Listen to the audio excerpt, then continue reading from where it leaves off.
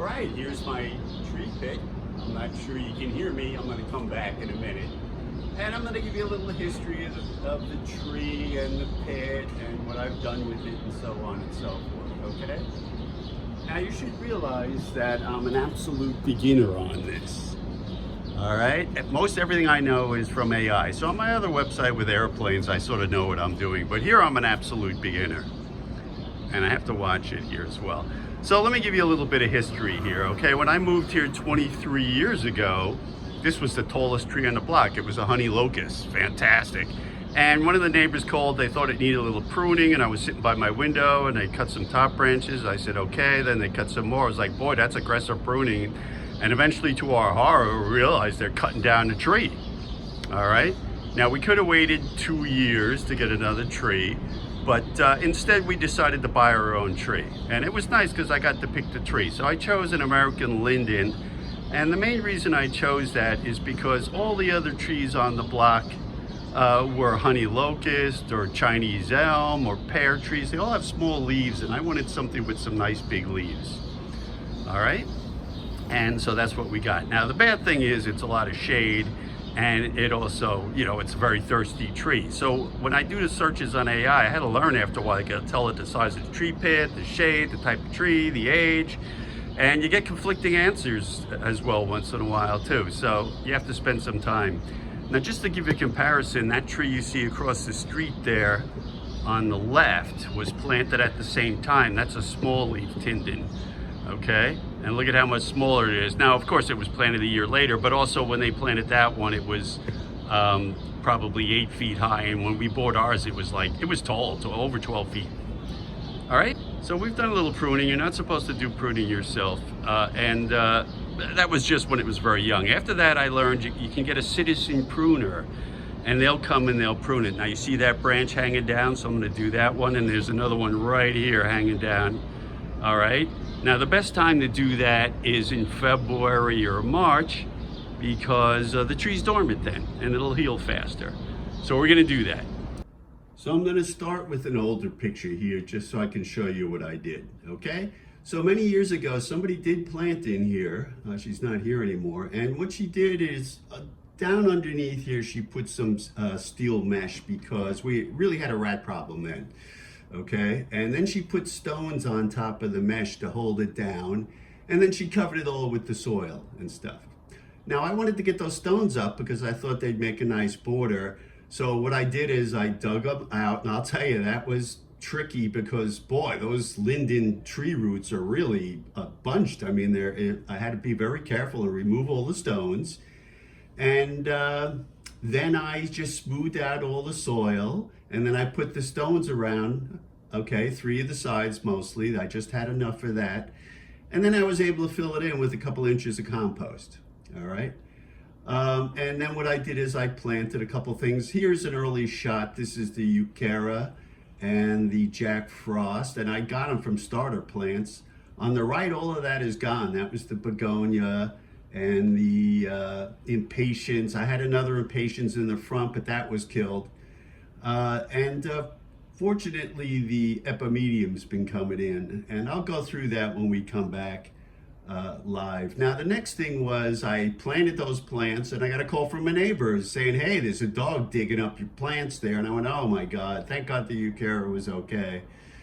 And well, we had another incident before that. I'll briefly tell you. The day after I planted, there were bags of clothes, and a homeless guy threw all these clothes in the pit. All right, just smothered them. So it killed the impatiens. I was hoping that'd come back, but eventually all the leaves came off. There was just nothing, and at that point, it's not going to come back. The epimedium sprung back. I was like really happy, so that was good. And so then the dog was digging. That was the next thing. So what I did is I had some string, and I tied it all across the top to kind of seal it off. But that was just a temporary solution, and it looked lousy. So I went to Home Depot. You can get this metal mesh there. This has got a green plastic coating. It's for chicken coops and things like that. And all I did is I zip tied it to the inside of the gate, and that's allowed, the guard. That's perfectly legal New York City wise. And believe me, this was 100%. This kept all the dogs out. They're not getting in there now. okay? The other thing I'm doing is I did get dog repellent. It's a spray, it's just an oil, they don't like the scents. And I sprayed that around the bottom. And let's see, I haven't, it's only been a day or two, but I did notice some dogs just kind of go right by. So let's see what happens, okay? Now, let's get updated. I'll get back outside and I'll show you the pit. Believe me, one thing I learned about gardening is you gotta be able to kill a lot of plants, okay? It's just the way it goes. I wasn't expecting that, but that's just the way it is. So I had started with some things that were seeds, all right? And then later I realized what a mistake that is. For the impatiens, for example, it takes like 3 months just for the seeds to grow. So, and the begonias, that's why you're gonna see in the next one that those begonias are gone. I was surprised. The only thing that really sprouted, I also put in coleus seeds, but the only thing that really sprouted was the begonias. I threw in some other seeds as well, and none of those came up. Okay, and I ended up pulling the begonias because guess what? All they're gonna do is grow as a stem, and then it'll be October and they'll die, and that's it. So that was a mistake. If you're a beginner like I am, I would recommend go out and get either 2-inch pots or quart pots and plant it from that. That's what I ended up doing, all right? I also did roots, so the back row was hosta roots, and I believe more formally it's hosta, but and that was the same thing. They were dormant for weeks, and I was like, you know what? I just don't have the time. I want to get something rooted this year. So I ended up removing those as well. That was a mistake. So the only thing that survived from the roots was the orange queen epimedium in the front. So that's great. That's not going to bloom this year, but it'll bloom next year, okay? So in order to get some stuff blooming this year, I got some, 2-inch plants and quart plants. Now that was the other thing. New York City, you're not supposed to dig down more than 3 inches, and this is a very shallow pit. And I was like, how am I going to plant plants in quart pots, because those are like 5 inches deep? And I asked AI, and that basically said, well, you can prune the roots. You can break off the bottom and kind of prune the roots and get them in there. And that was a really good suggestion, because then you can get a more mature plant, more likely to survive, okay?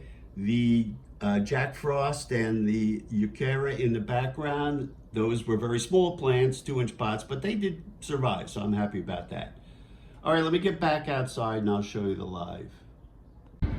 I also made a little sign. I tried to be friendly here.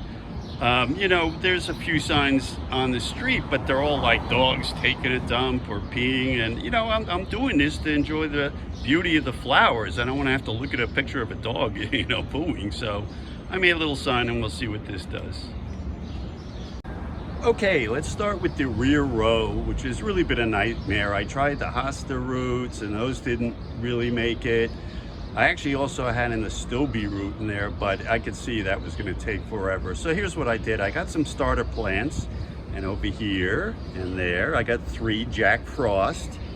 Okay, those are really hardy plants and they thrive in the shade and they could deal with the shallow roots. And then I got some, this is Euchera, and it's a citronelle, really nice. It's a brilliant green, almost fluorescent. I'm really happy with that. Now, right after I planted them, boy, we had incredible winds. I was gonna put something to shield them, but with people here, they just take it and throw it. You can't do that. So it did take off some leaves. And when I read, it said snip off those leaves, all right? And that's what I did. Now it's not bad because look at that, another one is already coming in. So I'm hoping these come in and fill in that whole back row. It's probably gonna take a while. Next year it should be really good, but I'm hopeful about that, okay? All right, then my next big thing is the front row. Let me reset. All right, so the next thing is the front row, and what I really wanted to do here is line the front row with epimedian. It's really tough. This is a nice orange one, so I had to get the roots, and this is the only root I've had survive, actually, okay? And I had 4 of them, and look at that, 3 of them came in. There's 1, there's a second, there's the 4th. Now, there is another one here, but the problem is the sprout came up, and then a dog peed on it, and it killed it. I rinsed it with as much water as I can. I don't know if it's gonna come back or not, but we'll find out. That'll be next episode. We'll see what happened. And in the meantime, I filled in some other things. So these 2 are called, what is it again? Terrania. It's called wishbone. They're beautiful flowers. So let's see if those come in there. That's an annual, but it does give a beautiful flower, okay? Then I also got some, this is a hellebores, it's a Lenten rose. This is a perennial, all right? So if that comes in, it should be nice, and it's supposed to do good year to year. I did one over here as well, as you can see. Then finally, to get some color now, I got some impatiens. All right, I love this flower, it's beautiful. And then I got a begonia on the right. I felt bad about pulling out all those little begonia stems, so I did this instead. Okay? So, the epimedium isn't gonna flower this year. There's no way, that's gonna take a year. And the good part about that is that it gets real tight roots, helps keep the rats out, even though the rats are gone now. They can't dig in here with these linden roots.